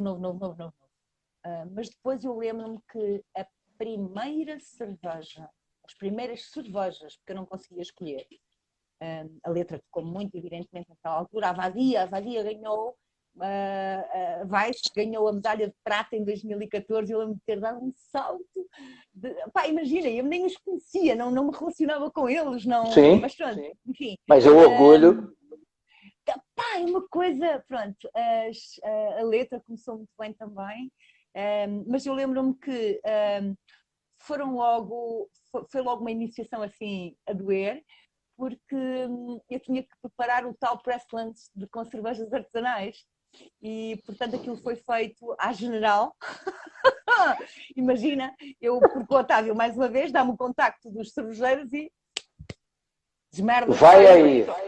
É o que eu faço com toda a facilidade. E, portanto, imagina, foi quando eu conheci o Arménio, os primeiros contactos com o Arménio foram por e-mail, e eu a pedir, a apresentar-me, a dizer-lhe o que é que tinha que fazer e a pedir-lhe as fichas técnicas da cerveja, ou pelo menos que me descrevesse as cervejas, e o Arménio do outro lado, competentemente, evidentemente, e zelosamente pelas suas cervejas, a dizer-me, é para usar esta, com esta harmoniza com esta, esta harmoniza com aquela. Estás-me a ver do outro lado do e-mail a dizer, mano, isto não vai acontecer porque quem manda sou eu e sou eu que faço sparing, estás a ver, em 2014. Portanto, ok? Mas o Armando é um homem inteligente e rapidamente... Bom. Muito bom. Mas... e portanto eu estava a dizer que ia ser injusta, mas eles sabem que eu os adoro a todos. Eu não adoro todas as cervejas, adoro-os a eles, mas nem todas as cervejas são a minha praia, pronto. Sim. Tiro-lhes o chapéu porque sei que caminho percorreram e pergunto às cervejas e estas pessoas todas também. Então, eu vou ser injusta para este primeiro grupo. Eu lembro-me que estava a Rolls, a Letra, a Sovina, a Vadia e havia uma outra. Otávio, ajuda-me. Que já não me lembro. Ok. No ano a seguir, aparece a como é que ele se chama? Não acredito. Ânfora. E apresenta-me umas cervejas que me comoviam, que me tocavam, era uma coisa impressionante. Fosse qual fosse o estilo, aquelas cervejas tocavam. Nós já não existem daquela maneira, todos sabemos que o responsável por estas primeiras cervejas já lá não está. Mas lembro-me, por exemplo, uma vez que eu já tinha cervejas no Areia, já tinha-as todas, e o João Palmeira, exatamente, e ele disse-me, uns meses antes, que estava a fazer uma cerveja de mel. Eu fiquei muito curiosa, embora cética, porque eu não gosto de coisas doces. Eu sou da Magnus e de ácido. A doçura tem que estar ali como contraponto e não pode... Equilibradinha. Sim, tem que ser equilibradinha mesmo. E então, o João Palmeira fala-me disto, eu fiquei curiosa, curiosidade normal, profissional, até que o João me vem entregar cervejas ao Oreia, e todo contente à hora do almoço, e diz: está aqui as primeiras que engarrafei, chama-se Elysium. Okay? E eu, ali no balcão, imediatamente, à temperatura que vinha, abri, e veio-me um aroma que eu conhecia. Conheço isto. E pode ser camomila, pode ser isto, e não, senta-te, vais almoçar, e almoçou. E eu continuava com aquilo, a cheirar, e de repente ele levanta-se a meio do almoço, vem ter comigo à cozinha, ou perto da cozinha, e pergunta: olha lá, pode ser urze? E digo eu: pá, é urze. Diz ele: pá, é impressionante, é a flor deste mel. Esta cerveja é feita com mel de urze. E, curiosamente, a primeira nota de nariz naquela cerveja estava na base do mel que ele usava. Mas pronto, isto para falar de João Palmeira, que é uma pessoa que eu admiro muito, e as primeiras cervejas verdadeiramente a comoverem-me foram as de Pedro. Antes disso, no ano anterior, quando estava a preparar este almoço e tudo o resto, e a escolher as cervejas para ter no restaurante e tudo, e cheguei a um ponto, eu cheguei a ter 16, numa coisa tão pequenina, num fim do mundo, eu cheguei a ter, em 2015, 16 cervejas artesanais em carta. Portanto, imagina a loucura, não é? Por isso. Mas, de facto, gente, até isso você é precursora de alguma forma, né, Margarida? Não, eu tive sorte só. Mas é. Eu estava muito doida e pronto, e apresentar-me a este mundo. Mas lembro-me, por exemplo, todas aquelas cervejas eram como se fossem minhas. Isto é, eu lembro-me que um dia antes, ou umas horas antes do press lunch, tivemos a notícia de que a Vice da Vadia tinha ganho a medalha de prata em Bruxelas. Pai, eu saltei de alegria, não estás a perceber? E mudei do prata para bacalhau para uma medalha. E, portanto, a medalha foi comunicada à imprensa durante aquele almoço, percebes? Quer dizer, e era tudo uma alegria. De cada vez que a Letra fazia mais uma cerveja, ok? Porque a Letra, eu quando conheci a Letra, tinham 3 cervejas. E depois é que aquilo foi crescendo, não é? Era uma alegria, era como se tivesse nascido um sobrinho, quer dizer, percebes? Acompanhaste toda a evolução de todos eles. E depois, ainda nos primórdios, depois provei as cervejas de Pedro Sousa. Deus me livre. Uma vez provas aquela Imperial Stout e de repente, pá, ok, eu não estou a dizer que é melhor ou pior, eu não estou a categorizar, mas a Imperial Stout do Pedro é clássica, pronto, ok? É boa, é boa, sim.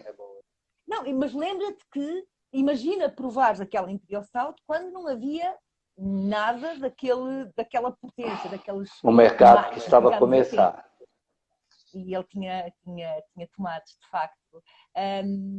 E vi a evolução da Vadia, que me enche-me de orgulho. E comecei a ver coisas a surgirem a sul também, e comecei a provar coisas a sul também. Pá, queres que eu te diga? Se eu gosto desta gente toda, e gosto das cervejas todas, e pá, queres que eu te fale da Minho Sardinha e daquela gente? E de... De alguma forma, eu estive aqui em 2017 e vim gravar para o canal que eu tinha no Brasil.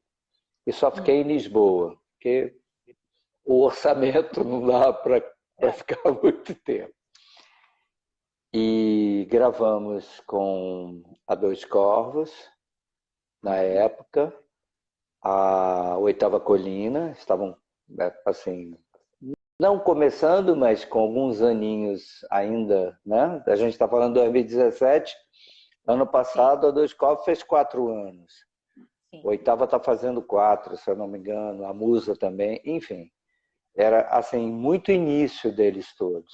E já tinha cervejas ótimas. Quando eu cheguei em 2019, que foi o meu processo, eu vim para Portugal, a evolução foi muito grande mesmo, dessa galera toda. Imagino você pegando os primórdios dos primórdios, porque em 2017 já era assim, imagina isso lá em 14, 16. Agora imagina o outro. E eu acho que ele é o grande precursor disso tudo, é o grande aglutinador disso tudo, é ele, através dos festivais. Última pergunta para você, do muita coisa que não se vê. Sim, com certeza. Faz muita coisa que não se vê. E ele é um cara tão bacana que ele aparece pouco, mas ele é determinante para algumas coisas. Então, o fato de eu estar aqui no Porto, a culpa é dele. Graças a Deus. A culpa, acho que eu também digo assim, a culpa. E graças a Deus. Nada contra Lisboa, é lindo, mas amo essa cidade. Sim. São as pessoas. De paixão, isso. São sempre as pessoas. O Porto é o Rio de Janeiro, é o que está no meu coração. O Rio de Janeiro, fevereiro e março. Continua lindo. Independente de qualquer coisa, continua lindo. A última pergunta do Queiroz, que já faltam 10 minutos para a gente ir embora. Nós já não temos público há 1 hora, não sei se já percebeste. Temos sim, temos sim. Eu também não. Sabe o que me fez feliz hoje? Ver esse sorriso, o brilho nos olhos quando fala das coisas. Isso é de dar um tesão na gente. Porque do outro lado mostra uma pessoa que mostra pra gente que a gente não pode perder esse brilho nos olhos todo santo dia. Eu gosto das minhas pessoas e adoro. Então, tem que acordar com a faca nos dentes. Todo santo dia. Queres dizer com a faca na liga? Isso. Mas como eu não uso liga, então. Faca nos dentes. É nos dentes, né? Mas a minha maior saudade de ti era ver esse brilho e esse sorriso quando você fala com paixão das coisas. É sério. Não, o brilho é porque estou a falar contigo, amor. Não, obrigado. Mas tem tudo a ver. Acho que foi uma interação bem legal. E vai continuar cada vez mais. Vão ter que aturar a gente. Isso aqui é bom. Não, vão ter que aturar a gente muito. Vamos lá. Pergunta do Queiroz. Sendo a comida a tua vocação e, ao mesmo tempo, sendo tu também uma das embaixadoras da cerveja artesanal portuguesa, na tua opinião, o que falta à cerveja artesanal para dar o passo à frente, no sentido de conquistas de mais gente e mais mercado? Deixei essa para finalizar. Importas-te repetir a pergunta para eu perceber Foi, não? se percebi bem? Vamos lá. Bem, okay. Vou resumir. Sendo tu, com a comida como vocação, a embaixadora da cerveja artesanal, na tua opinião, o que falta para a cerveja artesanal dar o passo à frente, no sentido de conquistar mais pessoas e mais mercado. Ok. Isto tem vários níveis, digamos assim. Uhum. Tem sempre a ver com pessoas e interações com pessoas. Ok? A cerveja, para mim, e por isso é que para mim é tão fácil trabalhar gastronomicamente a cerveja, é muito inclusiva, muito generosa, muito inclusiva. Sendo que tem tantas camadas de sabor, ok? Tu, um vinho, eu percepciono um vinho em 3 momentos, ok? Uhum. Princípio, meio e fim de copo, ok. Uma cerveja não, uma cerveja tem muito mais. Pronto, não é? E tem frequentemente, pelo menos as que eu gosto mais, um caráter forte e impõem-se muito, mas não se sobrepõem, são inclusivas, ok? Tudo Uhum. brilha na boca, tudo tem lugar, ok? Sim. Ok? Se o vinho tiver assim tanto caráter, tens que te esforçar muito para cozinhar para ele, porque vai ser só vinho. Só o vinho é que brilha, ok? Não, atenção, Uhum. isto não é uma crítica, eu não estou a comparar. A cerveja não, a cerveja é inclusiva. Eu costumo dizer que a cerveja é como as pessoas, ou a generalidade das pessoas que faz cerveja. E é isto, é inclusiva, é sinérgica, é divertida, pronto, é plural. Para mim, o que falta à cerveja artesanal portuguesa para chegar aí começa por aí. Começa porque as pessoas da cerveja artesanal portuguesa sejam como a cerveja. Elas já foram assim e depois, claro, isto começou a crescer e cada um teve que se virar para a sua empresa e a empresa começou a crescer também. Ok, eu percebo tudo isso. Mas há que voltar à essência de ser cervejeiro e de cerveja. Aquilo que eu vejo como são as pessoas da cerveja. Unam-se e em sinergia conseguem muito mais. Ok? Se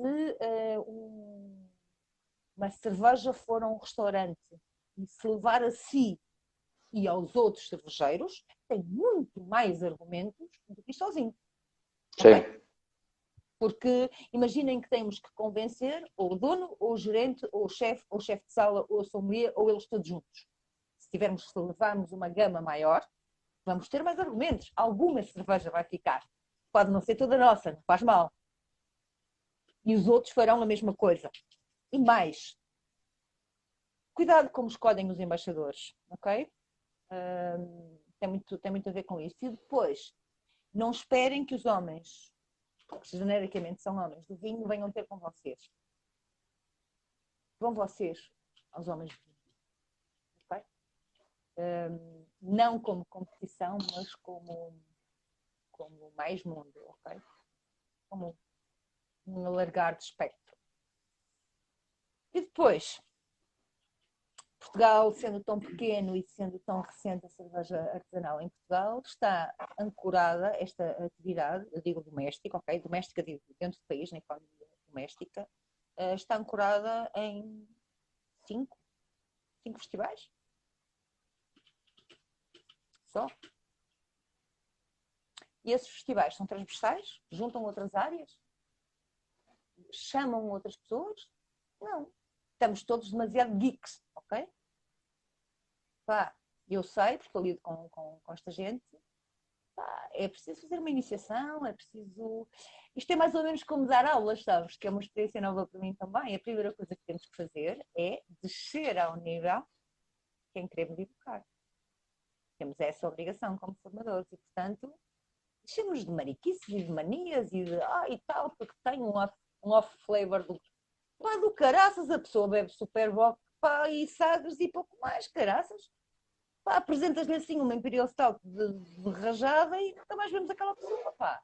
Pá, não expliquem 500 mil merdas. O trabalho que o Catraio faz é muito interessante, em Lisboa há colegas a fazerem coisas também interessantes, mas é preciso conseguir que as pessoas, o público que não é ainda da cerveja, lá vá. E para ir lá, não Existe uma uma educação publicação pré-festival a ser feita. e para irem aos sítios. Estes negócios têm que ser alimentados. Abrir pubs por todos os lados, há craft beer bars e craft beer shops. para chamarmos as pessoas lá, temos que baixar, ok?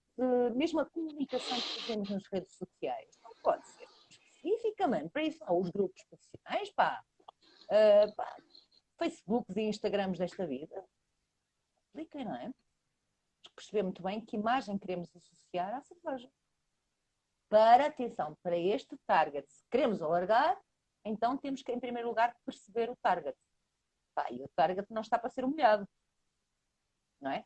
E lembra-se de uma coisa, estas pessoas, o público é repartido com o vinho, mas no vinho as pessoas já têm mais formação, mais informação, mais acesso à informação e, portanto, têm mais ferramentas para não fazerem aquilo a que estas pessoas chamam de fazer figura de urso.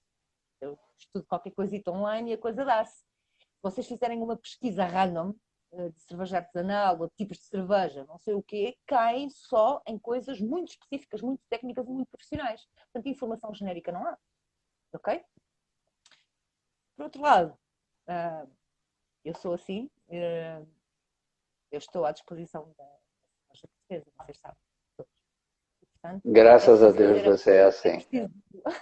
É preciso fazer a ponte que for preciso fazer e eu faço.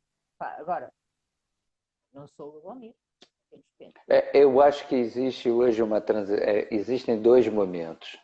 Primeiro, eu acho que foi um momento dentro dessa quarentena que a gente viveu, né? Que o mercado de cerveja artesanal portuguesa teve que se mostrar correndo atrás de entrega, de online, de uma série de coisas e teve que correr atrás disso porque até então não fazia isso. Ou fazia de uma forma moderada. A partir do momento que as pessoas não podem ir, acelera-se o processo de entregas. Isso é uma primeira coisa.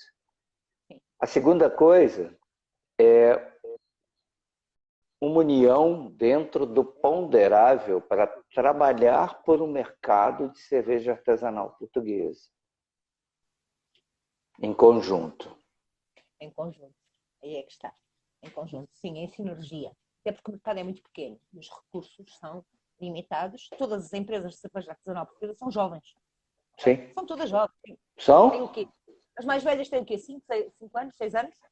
As mais velhas terão 6 anos. Se calhar a Sabina tem que idade? 6 anos para aí? 7? Isso. Não é? Quer dizer, são empresas jovens. Não é? São todas empresas jovens. E, portanto, ninguém tem orçamentos para marketing e estudos de mercado e não sei o quê, por aí além. Unam-se. Não foi assim que saímos avante. Em 2013, como é que era? 2014, 2015, como é que era? Não é? Exatamente. Unam-se, não levem só. Pá, acontece, por exemplo, nos pequenos produtores de produtos artesanais, de enchidos ou de queijos, ou o que sejam. Os que se dão bem, os que de facto singram, quando vão a uma feira, vai um e leva os produtos toda a gente. Sim. É ou não é? É. Pá, Eu já vi isso. dividido, o custo E da feira dividido, e fiquei impressionado porque é uma coisa que não é costume. Ter um para representar. Não. Sim, mas sabe, não é normal haver esse tipo de união para que se aconteça numa feira, está todo mundo representado por apenas um.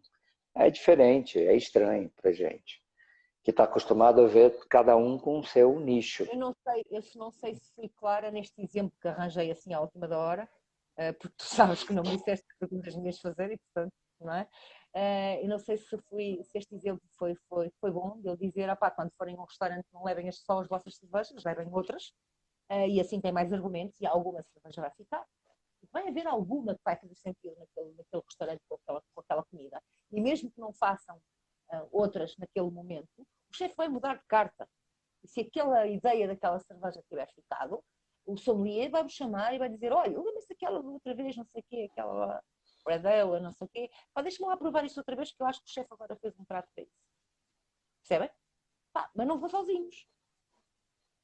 Não há ninguém suficientemente completo, não convém, porque não há falência no panorama da cerveja artesanal portuguesa, que possa ter um portfólio suficiente para ganhar argumentos num restaurante. Okay? Lembra-se de outra coisa. Uma coisa são vinhos, e o mercado está aí, já existe. A cerveja tem que ganhar metade. Primeiro, a presença em restaurantes ajuda muito depois o consumo fora do restaurante. Não é? E aí eu entendo que é um trabalho que vai ser mais árduo, mas é um trabalho que tem que ser um trabalho de formiguinha, continuar mostrando ao mercado de restaurantes, hotéis e restauração que isso é possível, trabalhar com a cerveja artesanal, e ao consumidor comum fazer esta passagem daquela cerveja que custa 50 cêntimos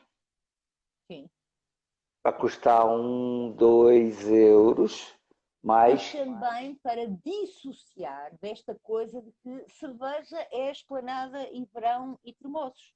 Isso. Também acho. E que você vai beber menos e melhor. Mas, Figueira, não chores, porque é verdade. Epá, desculpa lá, andam todos a dormir porque cada um anda a remar sozinho. Passaram 6 anos de trabalho a sério em Portugal e ainda vai continuar a ser isto. Porquê? Porque nos últimos 3 anos, em vez de remarem todos juntos como estavam a fazer, depois de repente começaram a crescer e compreendo, começaram a crescer e cada um sozinho. Como é que cria um canal de Zoom? Esta coisa de... Como é que cria o canal de Zoom? Separar a cerveja artesanal desta ideia Não? de cerveja. Tanto assim que houve marcas que eu respeito, atenção, e bebo, que tiveram espaço para entrar e entraram. Prestaram um mau serviço, é verdade. As cervejas especiais da Sacos mas ganharam o seu espaço. E se ganharam o seu espaço é porque ele existia, porque vocês o deixaram acontecer. Está na hora de corrigir. Corrigir, é muito simples, não é? Sim. E de alguma forma... Aquilo que a Boémia fez, por exemplo, com as mesas boémias e não sei o quê, eu ouvi que nenhum cervejeiro em Portugal conseguia fazer aquilo, mas todos juntos conseguiam. Verdade? E faziam melhor. E fariam melhor. A questão é essa. Teriam conseguido fazer muito melhor. Unam-se. Assim, ok, uniram-se para começar.